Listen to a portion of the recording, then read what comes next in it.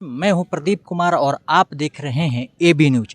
चलिए, अभी मैं मौजूद हूं नौहट्टा प्रखंड कार्यालय का ये परिसर है और यहाँ पे मरहूम पूर्व मुखिया टुन्नू मियाँ का आज शोक सभा का आयोजन किया जा रहा है।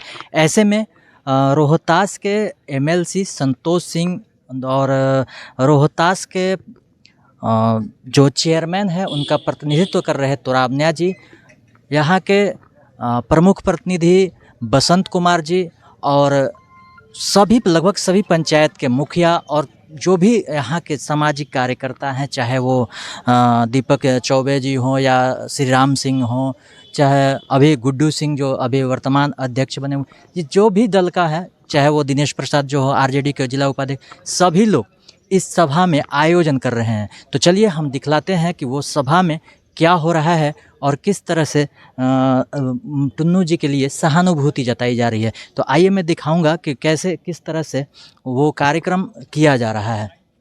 आप देख सकते हैं कि नौहट्टा सभागार भवन में रोहतास एमएलसी सर्वप्रथम मुखिया टुन्नू मियाँ के तैल चित्र पर माल्यार्पण कर रहे हैं। उसके बाद नमन करते हुए फिर प्रमुख प्रतिनिधि सह समाज सेवी बसंत कुमार जी के द्वारा भी मुखिया टुन्नू मियाँ के तैलचित्र पर माल्यार्पण किया गया एवं पुष्पांजलि की गई। इसी तरह से जितने भी जनप्रतिनिधि और समाज सेवी जुटे हुए थे, अब मरहूम टुन्नू मियाँ के पुत्र हैं जो अभी तैलचित्र पर माल्यार्पण कर रहे हैं और पुष्पांजलि कर रहे हैं। तो इस तरह से कह सकते हैं कि जितने भी जनप्रतिनिधि आए हुए थे, अब देखिए तुराबन्या जी हैं जो रोहतास नगर पंचायत के मेयर प्रतिनिधि के रूप में काम करते हैं, और ये भाजपा के पूर्व प्रखंड अध्यक्ष श्री राम सिंह, और ये भानु मिश्रा जी हैं जो मुखिया प्रतिनिधि हैं, तिवरा पंचायत के जस्ट बगल में ही पड़ता है।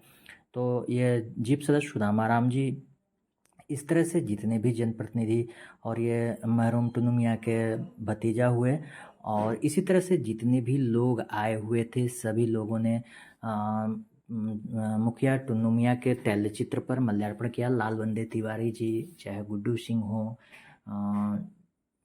राजद के प्रखंड उपाध्यक्ष दिनेश प्रसाद, बीरू उरांव जी, दीपक चौबे जदयू प्रखंड अध्यक्ष, और बबलू जी हैं जो चुटिया के ही अस्थाई निवासी हैं। इस तरह से ये अजय भारती जी और जितने भी लोग जुटे हुए थे, सभी लोगों ने बारी बारी से वहाँ नमन किया और उनके तैलचित्र पर माल्यार्पण किया और भगवान से प्रार्थना किया कि करें।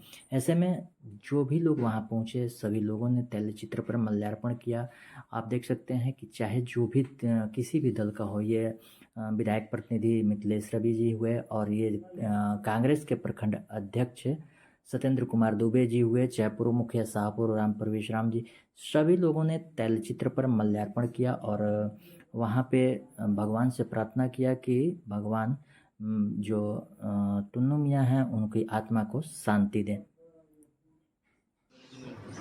सर, आज हम लोग नौहट्टा सभागार भवन में जुटे हुए हैं और यहाँ पे टुन्नू मियाँ उम्मत रसूल जी का आज शोक सभा मनाया गया। सर, अपने जो आपका राजनीतिक जीवन है उसमें टुन्नू मियाँ का क्या रोल था? देखिए, सबसे पहले आपके चैनल के माध्यम से आज श्रद्धांजलि सभा की ओर से उनके चरणों में श्रद्धा सुमन अर्पित करते हुए, मेरे जीवन का वो भाई चला गया, मेरे जीवन का वो साथी चला गया, वो राजनीतिक जीवन का मेरा पिता चला गया। मैं वो अपूर्णीय क्षति है, वो कोई पूरा नहीं कर सकता मैंने जो पाया है। सर, संबोधन के दौरान आपने कुछ जिक्र किया था, कुछ वो पलों का जो फिर से आप जिक्र करें। बिल्कुल, फिर से जिक्र नहीं करना है। एक भाई के हैसियत से, एक प्रतिनिधि की हैसियत से नहीं, मैंने जो देखा है अपनी आँखों से, उनके चरित्रों को जो मैंने पढ़ा है, 9 सालों में मैंने जो उनसे सीखा है वो यही था कि प्रतिनिधि तो बात की है, सारे लोग एक भाई हैं, एक भाई का रिश्ता है और आप में एक भाई का अधिकार है और एक उस अधिकार से मांगते थे। हमने ऐसा है जो देखा है, ऐसा प्रतिनिधि होना ये अपूर्णीय क्षति है समाज के लिए और नौहट्टा के लिए नहीं। हम तो आपके चैनल के माध्यम से सभी प्रतिनिधियों से आग्रह करूँगा, हाथ जोड़ के विनम्र प्रार्थना करूँगा कि इनके चरित्रों का अनुकरण करें, इनके कर्मों का अनुकरण करें कि एक प्रतिनिधि का क्या नैतिक दायित्व और कर्तव्य होता है।